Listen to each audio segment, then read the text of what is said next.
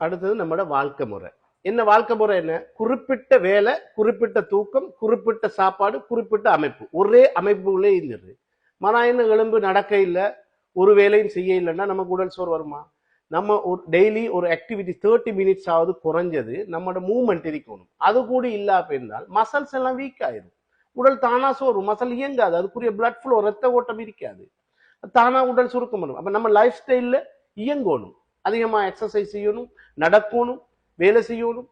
இப்படியான விஷயங்களை நம்மளோட வாழ்க்கை முறையில கொண்டு வரணும். அதே மாதிரி ரூட்டின் இருக்குதானே, நம்மளோட வளமையான ரூட்டின் ஒன்று இருக்கும். அதை ஆரோக்கிய முறையில வச்சுக்கொள்ளணும். நைட்ல ஒரு 2 மணிக்கு சாப்பிட்ற, காலையில 10 மணிக்கு சாப்பிட்ற, தேவையில்லாத ஒரு டைம்ல தூங்குற, இப்படியான லைஃப் ஸ்டைல் ரூட்டீனை நாம குழப்பி கொண்டால் நம்மளோட உடலே குழம்பி போய்த்து நமக்கு டயர்டை காட்டும். தொடர்ச்சியா மனப்பதட்டம், அன்சைட்டி, பயத்தோடயே நம்ம போறோம். அதால நம்மளோட கோர்ட்டிசோல் சொல்ற ஹார்மோன் வந்து சேஞ்ச் ஆகும். இதால நமக்கு ஒரே டயர்டாவே இருக்கும்.